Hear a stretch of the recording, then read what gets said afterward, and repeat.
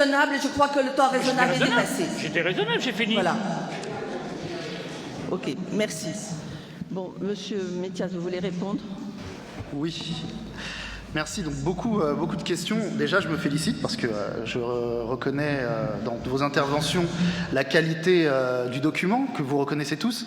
Que de chemin parcouru, puisque ce format de document, on l'avait présenté lors de notre premier conseil municipal sur le sujet, et vous l'aviez critiqué avec véhémence. Donc je me réjouis que quelques années après, vous reconnaissiez comme les habitants la qualité du document.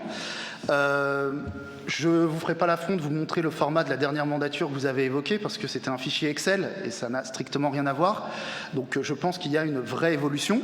Chacun la qualité de... Ça ne remet pas la qualité du contenu, mais je vous l'avais mis lors d'un précédent conseil. Et je peux m'exprimer? Non mais alors très bien, je vous le remettrai.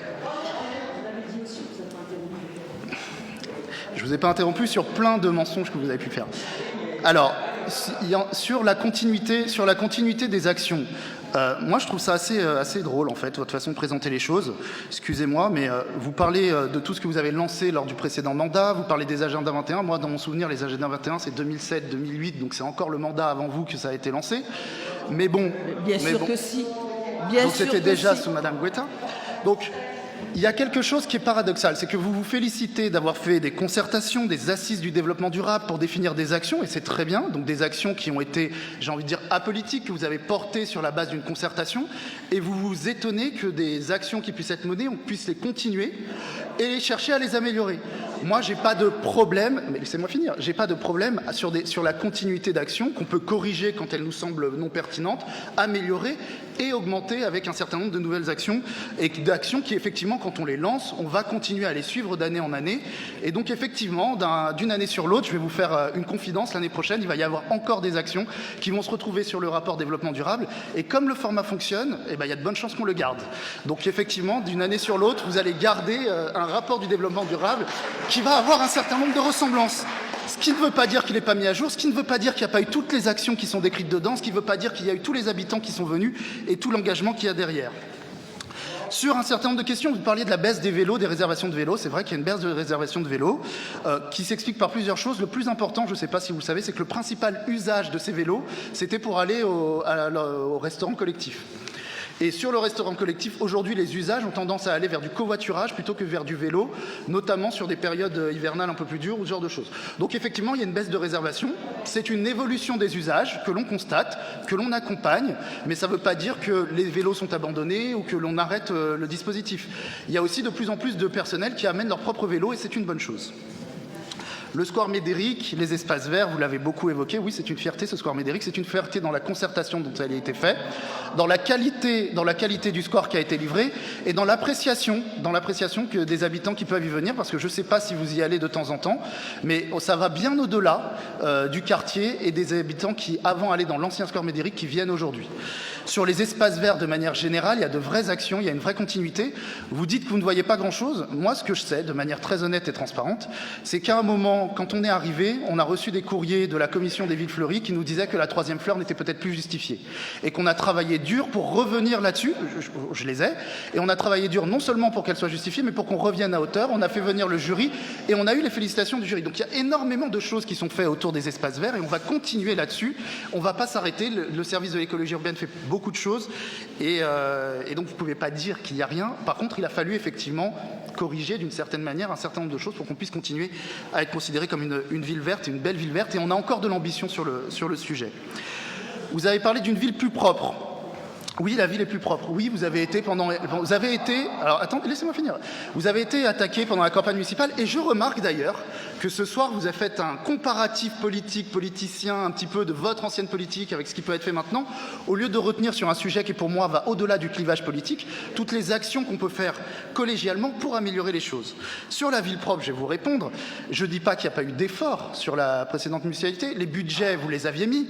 C'est pas ça le problème. Le problème, c'est que la perception, la qualité de la perception et la qualité de vie au quotidien n'étaient pas bonnes et donnaient l'impression d'une ville sale. Je vous donne un exemple concret, parce que c'est pas pour vous attaquer politiquement que je dis dis ça? C'est que concrètement, factuellement, vous aviez un système de ramassage des encombrants où chaque jour dans la ville, si vous promeniez un petit peu sur Colombes, vous aviez des encombrants sur le trottoir systématiquement parce que c'était le système que vous aviez choisi qui le faisait mécaniquement. On pouvait sortir ces encombrants un jour par semaine dans un quartier de Colombes. Donc quand vous promeniez dans Colombes, quel que soit le jour de la semaine, vous aviez des encombrants sur le trottoir. Nous avons choisi un système différent pour combattre cette perception qui est le ramassage sur rendez-vous, ce qui fait que vous ne pouvez plus sortir sur Colombes vos encombrants sur le trottoir sans avoir un rendez-vous qui fait que c'est retiré rapidement. Non mais vous voulez me laisser finir? Donc nous avons choisi ce système-là et en ce qui concerne les dépôts sauvages, nous avons mis en place une brigade spéciale qui, sur signalement, va ramasser dans les 24 heures des signalements les dépôts sauvages et qui, plus que ça, lorsqu'il n'y a pas de signalement, tourne tout au long de la ville, tout au long de la journée, dans la ville, pour ramasser les dépôts sauvages. Non, cette brigade n'existait pas à mon arrivée, je sais si vous dites qu'elle existait, moi je ne l'ai pas vue, et c'est quelque chose dans lequel nous avons investi pour mettre en place. Donc il y a un vrai travail sur la propreté de la ville, pas seulement sur les moyens sont là, mais sur la façon dont on gère ces moyens pour les rendre les plus optimum possible et pour travailler la perception de chacun. Si vous n'êtes pas capable de le comprendre, vous pouvez être d'un avis différent, mais vous devez aussi comprendre que nous, notre travail, il est là. On travaille, effectivement, les incivilités sont un problème important, et donc on travaille aussi la communication. Comme vous le voyez, ce genre de rapport, c'est des travails aussi de communication pour que les gens se l'approprient, et c'est comme ça qu'on fait progresser les choses, en responsabilisant et en faisant que chacun puisse s'approprier les actions qui sont menées et proposer des améliorations éventuellement, ce que vous n'avez pas beaucoup fait ce soir. Changement climatique. Le changement climatique, oui, toutes les actions ont un impact sur le changement climatique, mais ça ne veut pas dire qu'il n'y en a pas certaines qui sont un peu plus spécifiques ou poussées là-dessus. Les voitures, oui, les voitures propres, le covoiturage, tout ça, c'est des choses qui sont poussées aussi dans ces aspects-là. Les vélos, vous parlez beaucoup des vélos, l'arrivée du Vélib, c'est quelque chose d'important. Alors, vous critiquiez le nombre de stations, alors je laisserai Madame le maire revenir, mais encore une fois, apprenons à minima, si vous ne voulez pas faire de politique politicienne de base, apprenons de ce qui s'est passé avec Autolib. Ça a coûté cher, c'est un déficit, et clairement, ça ne fonctionne pas comme on l'aurait aimé. Essayons avec les Vélib de mettre quelques stations, constatons tous ensemble que c'est un succès, et si c'est un succès phénoménal, je peux vous assurer qu'on en prendra compte, qu'on le prendra en compte. Mais sachez apprendre un petit peu de ce qui s'est passé, et c'est ce qu'on va essayer de faire ici. Sur la responsabilisation des citoyens, vous l'avez évoqué, donc oui, c'est le service développement durable. Pourquoi pas Agenda 21? On a gardé l'Agenda 21 scolaire parce que l'Agenda 21 scolaire non seulement fonctionne, continue de fonctionner dans des écoles. La difficulté avec l'Agenda 21 scolaire, c'est qu'il faut qu'il y ait une forme de volontariat de l'équipe pédagogique pour pouvoir le mettre en place. Donc nous, on discute régulièrement avec l'ensemble des équipes et des écoles pour essayer d'en ouvrir des nouveaux. Tous les ans, on essaye d'augmenter encore le nombre d'Agenda 21 scolaire, d'augmenter le support des services techniques et du service développement durable sur chacune de ces actions pour qu'elles soient le plus efficaces et efficientes possible. Donc on continue là-dessus. Alors effectivement, à part les agendas 21 scolaires, je ne sais pas si vous l'avez remarqué, mais on a arrêté d'appeler le service Agenda 21, et même en 2009, vous aviez appelé ça Agenda 21. Moi, c'est ma conviction, je vous l'ai déjà partagée, elle est relativement simple. Un Agenda 21, la signification, c'est un agenda pour rentrer dans le 21e siècle. Je ne sais pas si vous l'avez remarqué, mais on y est de plein pied. Donc à un moment, on va arrêter de l'appeler comme ça, et on va aller dans le développement durable pour continuer à marcher. Et vous parliez de la mobilisation des élus, c'est drôle parce que vous parlez beaucoup des services, et je remercie les services qui font un travail formidable, mais l'implication et la conviction politique des élus, elle est là. Il n'y a pas une action sur le développement durable qui est faite sans qu'il y ait le soutien des élus de la municipalité, et pas seulement de moi-même. Ludovic Arnaud, encore une fois, tout le temps, et puis tous les élus se mobilisent pour porter ce sujet. Vous connaissez Caroline qui a activement participé aux assises du développement durable quand vous les aviez lancées, et qui est très impliquée aussi sur le sujet. Donc, faites pas de contre-vérité de base, c'est faux. Vous avez le droit de ne pas être d'accord sur les actions, mais ne dites pas non plus des mensonges comme celui-ci. Je ne reviens pas sur la continuité des rapports entre développement durable, je vous l'ai expliqué, il y a effectivement une continuité, et le format, tant qu'il fonctionne, on va continuer. Si vous avez des suggestions d'amélioration sur ce format, je serais ravi de les entendre. Je vois que d'une année sur l'autre, bien qu'il n'évolue pas sur la forme énormément, il vous plaît de plus en plus, donc c'est que ça a l'air de fonctionner. Et sur le fond, je suis tout à fait preneur des idées si vous en avez, j'en ai pas entendu beaucoup. Vous avez parlé de la récupération des vêtements. Oui, les récupérateurs de vêtements ont été enlevés puisqu'on a changé aussi de système. On le fait en porte-à-porte et sur rendez-vous. Donc ça ne veut pas dire qu'on arrête de collecter les vêtements. C'est faux. Les collectes continuent à se faire, sauf qu'elles se font sur rendez-vous.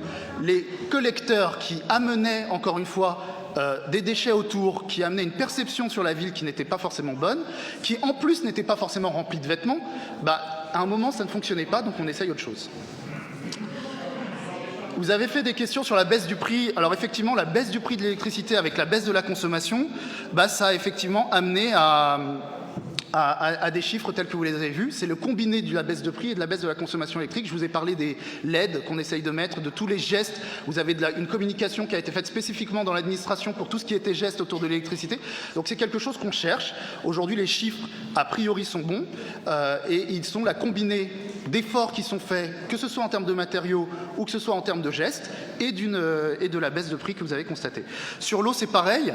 Vous aviez dit comment est-ce qu'on est passé. En 2016, on était à 150 000 mètres cubes de consommation. On passe à 103 000 mètres cubes avec des chiffres qui s'expliquent. Par exemple, la fermeture de la Pessine a réduit de 15 000 mètres cubes la consommation d'eau sur l'année.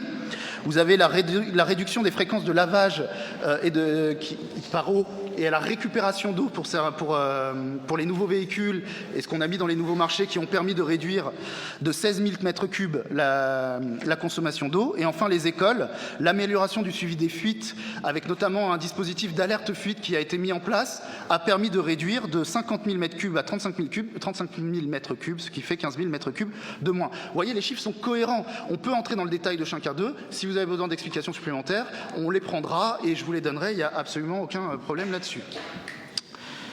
Alors, Monsieur Bachelet, vous avez voulu faire une attaque personnelle en m'accusant de favoritisme sur le rapport développement durable parce que vous avez vu ce marché. Moi, ce qui me surprend, c'est que ce marché, le rapport n'a pas été fait par les services communication de la ville dès le départ, dès le premier document. La maquette même du document n'a pas été faite elle a été externalisée. Pourquoi elle a été externalisée? Parce que le premier réflexe, et je vous réponds de manière très transparente, ça a été de solliciter les services de la ville, qui n'avaient pas capacité à ce moment-là, qui nous ont répondu ainsi, de réfléchir à un rapport développement durable tel que l'on souhaitait le faire, c'est-à-dire avec un axe très fort de pédagogie, un document ludique sur lequel on voulait absolument que les habitants puissent se l'approprier. On avait des idées relativement claires, mais on avait besoin de travailler là-dessus. À partir de là, le rapport a été externalisé, les devis ont été faits, les marchés ont été respectés scrupuleusement. Je ne suis pas intervenu d'ailleurs dessus, c'est les services qui y sont allés. Et effectivement, le prestataire a été choisi. Il se trouve que c'est un prestataire effectivement que vous avez cité, que je connais. Comme je connais pas mal effectivement de commerçants et de gens sur la ville de Colombes. Et pour le coup, il a été retenu et on travaille avec lui. Et si vous avez quelque chose, si vous pensez que le prix payé ne vaut pas, c'est-à-dire que là, on parle de 2 750 € par an, si vous pensez que c'est cher, amenez-moi des devis moins chers. Je serais ravi de les voir. Parce qu'une prestation de cette qualité, aujourd'hui, moi, je travaille quotidiennement dans une entreprise commerciale où on fait des prestations de communication et de marketing qui coûtent beaucoup, beaucoup, beaucoup plus cher. À ma connaissance, à ce jour, c'est pas cher. Et j'ai absolument pas l'impression que les deniers publics soient mal utilisés. Si vous avez mieux, je serais ravi que vous me les envoyiez. On les passera, je pourrais tout à fait les communiquer au service. Sur l'achat durable. Alors vous avez beaucoup évoqué l'achat durable. Et là, il y a une sorte de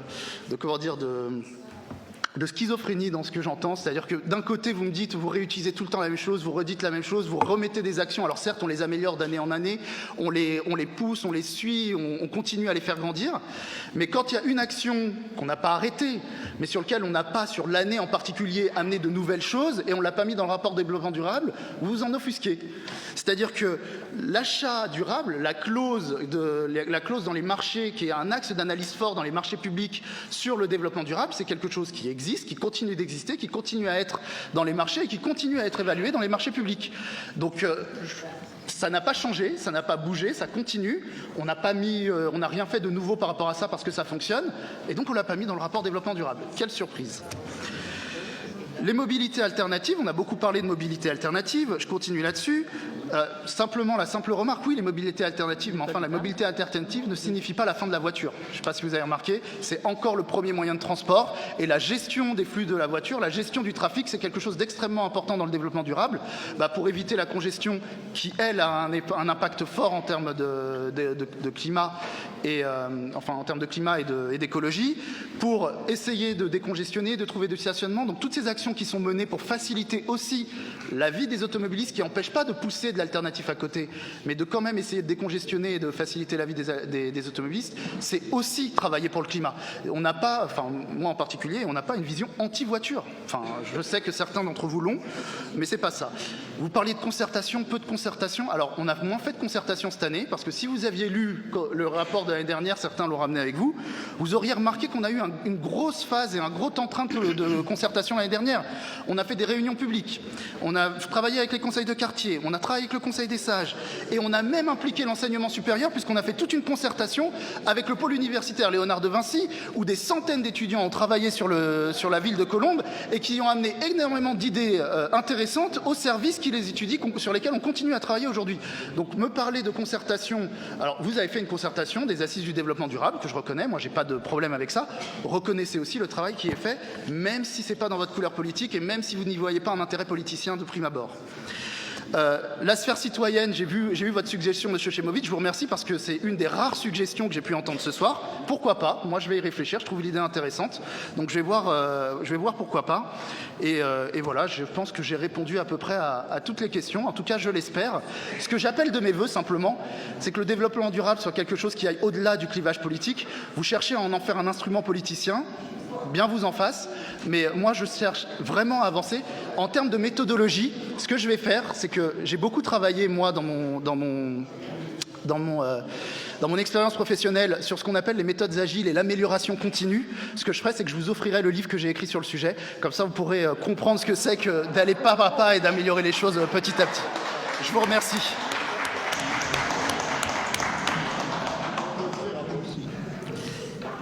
Il est gentil de faire l'opposition, mais pas la majorité.